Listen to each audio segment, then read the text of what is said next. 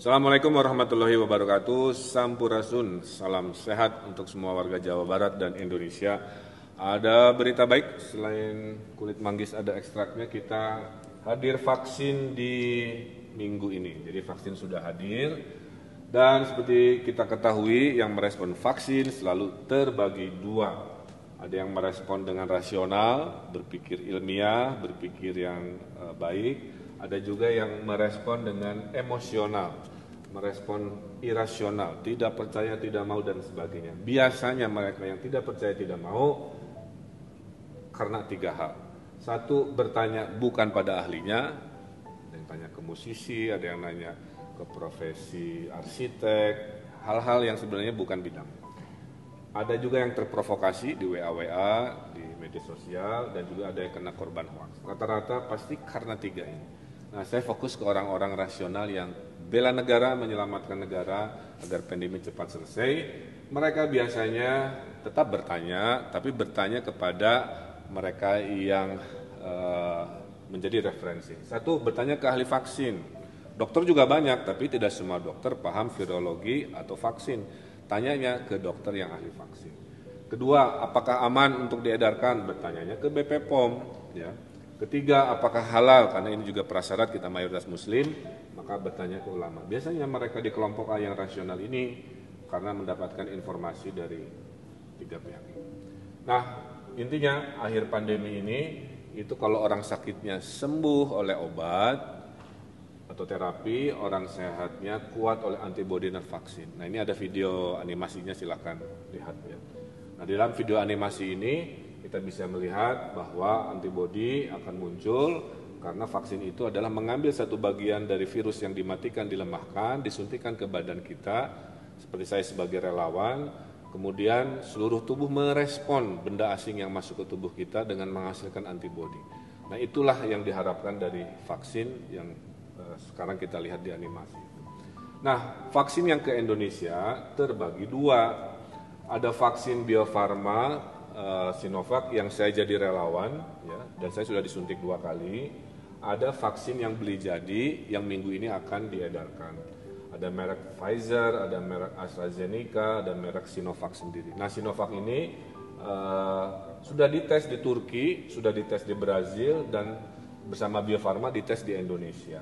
Hasilnya kata WHO nih, ya, jika sudah di atas minimal 50% kemanjuran atau efikasi, itu sudah sangat baik ya, menyelamatkan pandemi seperti waktu cacar dulu juga hal yang sama.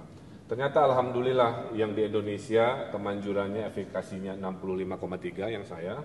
Kemudian yang di Brazil itu 78%, bahkan di Turki bisa sampai 91%. Nah, inilah yang dibeli oleh pemerintah pusat di tahap 1 yang dilaksanakan di Januari bulan ini. Nanti yang merek lain atau yang Bio Farma itu bisa tahap 2 atau tahap 3. Dan berita baiknya khusus yang di Indonesia, ternyata sekian waktu setelah disuntikan antibodi munculnya berlimpah, panen 99% antibodi. Ini keterangan dari Profesor Kusnandi sebagai tim ahli vaksin di Bio Farma, alhamdulillah.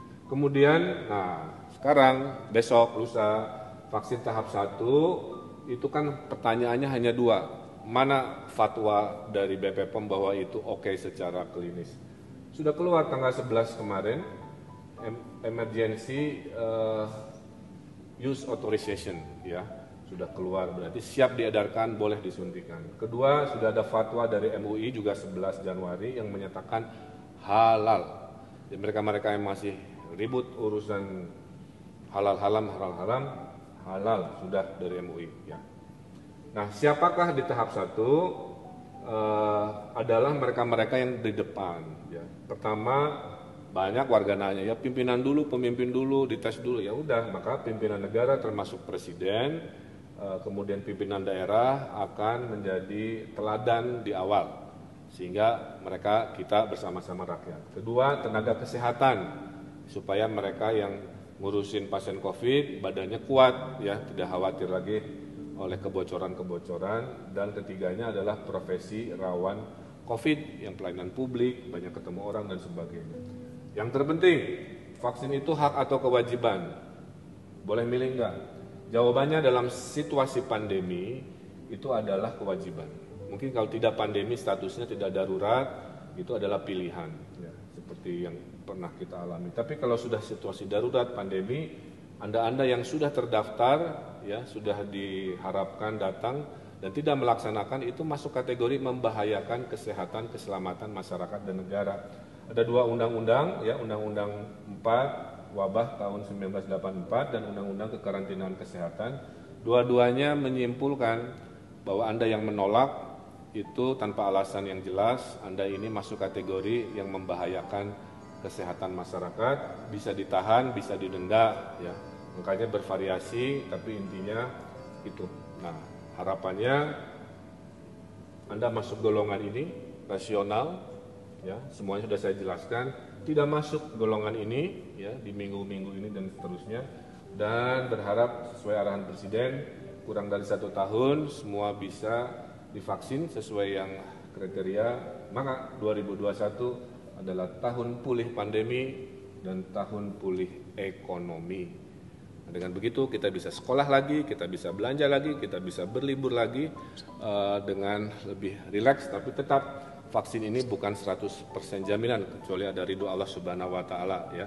Tetap 3M, menjaga jarak, memakai masker, mencuci tangan, sebagai budaya baru adaptasi sampai betul-betul terbukti nanti kasus vaksin turun. Itu sedikit penjelasan tentang kenapa, siapa, bagaimana vaksinasi COVID-19 di Jawa Barat dan di seluruh Indonesia. Semoga memberikan penjelasan yang memberikan jawaban. Hatur nuhun, tetap semangat, jaga kesehatan, jaga diri, jaga keluarga, dan jaga negara kita. Assalamualaikum warahmatullahi wabarakatuh.